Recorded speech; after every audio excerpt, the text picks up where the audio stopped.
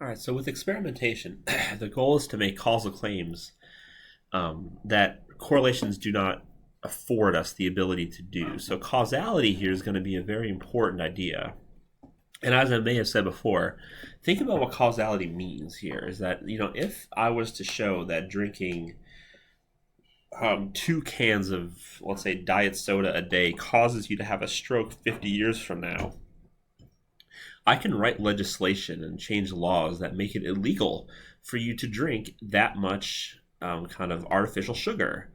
And that's what causality affords us, is the ability to say that if this happens, this other thing will happen. If the independent variable happens, the dependent variable will or is likely to. And that's what makes causality really neat. And experiments allow us to do that. You need to have three things present to have a experiment, and these three things are right here. The first is you have to measure the dV, manipulate the IV, and randomly assign to condition. Now we'll talk about all three of these things in a second, but what I want to make clear to you is that if any of these three things are not present, so if you're missing one or two or all three, then you are no longer an experiment. And what you're doing, if you're no longer an experiment, is you're defaulting back to correlational types of conclusions that you make. And that, once again, comes with the lack of causal statements that can be made. So if you don't have any one of these, or if you're missing one of them, then you're no longer an experiment. So let's talk about each of these three things that make up an experiment. So the first is you have to measure the dV. And you may say to yourself, like, Chris, this is easy, right? It's easy, you just do it.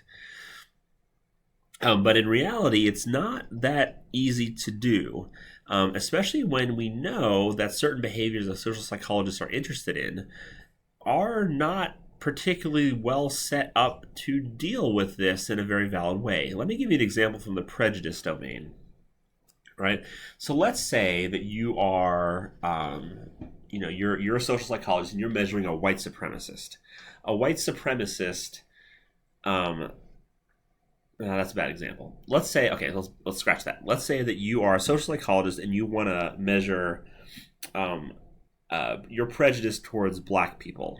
All right. So what you want to get at is how much do certain people hate blacks. And so what you're going to do is you're going to give them a questionnaire. And this questionnaire is going to have a single item. And it says, on a scale of 1 to 5, how much do you hate black people? Now, this is what we call a very face valid measure. Face validity is a term that describes how much a measure, or the questions on a measure or a questionnaire, look like the construct you're measuring. So in that example, how much do you hate black people? It is pretty obvious what you're doing. And so it's a very high face valid questionnaire in that case. Now, in most cases, face validity is not a bad thing. It's fine. But when you're dealing with topics like prejudice or aggression or whatever that's kind of sensitive, you're going to get people who don't want to tell you that they're prejudiced, or they don't want to admit it to themselves, or both. So in this case, I don't, but let's say that I dislike white people. All right. If you gave me a questionnaire that says on a scale of 1 to 5, do you hate white people? I would say 1. And the reason I would say 1 is because I don't want to look prejudiced. I don't want you to know that about me, even if my answers are anonymous. I'm not going to admit it to myself, to you, to anyone. Why would I? That comes with a lot of social heartache and headache. Why would I do that to myself? And I see this all the time in my research. When I study cyberbullying, I ask people, how often do you cyberbully others? And everyone puts the lowest possible answer. And it's either because they really don't do it, or it's because they do it, but they don't want to tell me. All right? And so what we have to do as a social psychologist is when we're doing experiments, we have to get kind of creative with how we assess our dependent variable. All right. So that's got to be one thing that we need to be very clear on, is that in terms of face validity, it's often a good thing. Sometimes, however, it's problematic. And the second a participant figures out that we're studying prejudice, that's going to change their answers. All right. So it's actually kind of hard to do, despite the fact you may say, like, Chris, just go to Google Scholar, find a questionnaire and give it. And it's like, well, in theory, it's that easy, but in reality, not so much. All right. The second is we need to manipulate the IV. By manipulating the IV, what we're trying to do here is get the biggest possible effect. So let me give you an example. Let's say that we're going to have three groups of people: Group 1, Group 2, Group 3. And let's say these three groups, Group 1 is going to eat 0 saltine crackers. Group 2 is going to eat 2 saltine crackers. And the people in Group 3, they're going to eat 7 saltine crackers. After they eat their crackers or not, then we are going to give them a measure, a question that says, how thirsty are you on a scale of 1 to 7? All right. Now, saltine crackers, they're very salty, so it's going to make you thirsty. So who should be the most likely to want to drink water? Group 3, they ate the most, right?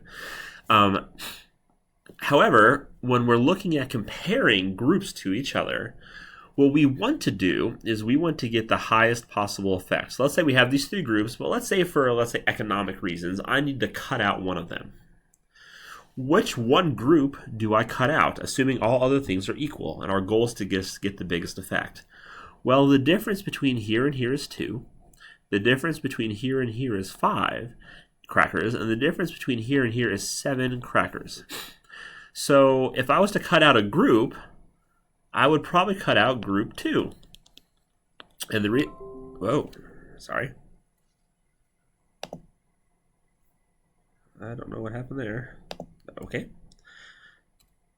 Now the reason I would cut out Group 2 here is because, there we go. The reason I would cut out Group 2 is because it doesn't give us the highest possible effect. The highest possible effect is between Groups 1 and 3. Now where this comes into play is going to be in terms of real studies. So there was a study. Let me erase over here so I can actually write. So there was a study by Ballard and Weist. All right, Ballard and Weist, and this study was done in 1996. And what they did is they randomly assigned people to 3 groups. Group 1 played a video game billiards, so like pool. Group 2 played Mortal Kombat. That's a fighting game with no blood. And Group 3 played Mortal Kombat with blood turned on. So the game allowed them to change those settings. And they measured a lot of the different dependent variables, but the main one we're going to focus on is hostility. So they were curious about how hostile people would feel once the game was over. And what they found in terms of, so let's back up real quick. Here's what Ballard and Weist found. So this is going to be hostility. Okay. This is going to be Group 1, that's the billiards. Group 2, that's Mortal Kombat with the blood turned off. And that's Group 3, that's Mortal Kombat with the blood turned on. And what they found for hostility is going to be something that looks like this.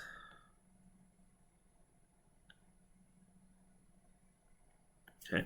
And all 3 groups were significantly different from each other.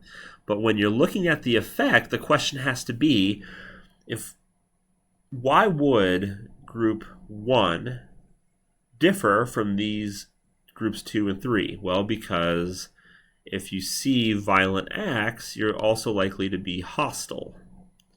But why would Group 2 and 3 differ from each other? They're the same game. One has the blood on, one has the blood off. And these authors claimed, well, the blood is an additional cue that increases aggression. And so we have now the highest, so what is the highest effect here? Well, the highest effect is between Groups 1 and Group 3. Look at that difference between here and here. That is a huge difference. All right? And so that's where, if our goal is to get the highest effect, then we really have to think about how we're going to manipulate our variables. All right, how we're going to manipulate our variables. So, if that's our goal, then what we have to also understand is that it has to be ethical.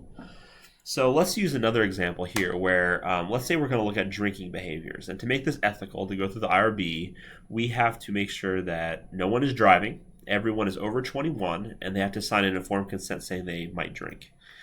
So let's say I was to randomly assign people to drink a placebo drink, so orange juice only. Another group drinks orange juice with a little bit of vodka in it, let's say like 1 milliliter. And then another group drinks just straight vodka with a splash of orange juice. And let's say that we're going to have them drink 3 glasses of their particular drink over the course of 15 minutes. Ethically, the biggest effect should be between the placebo group and the group that drinks the straight vodka with a splash of orange juice. The issue is that is how much alcohol they're drinking in that third group is so high that ethically that could kill somebody. All right. So therefore, that even though it would give us the highest effect, we have to make sure ethically we're okay. The video game world is the video game research world also has this going on. So we can't ethically have kids play an extremely violent game.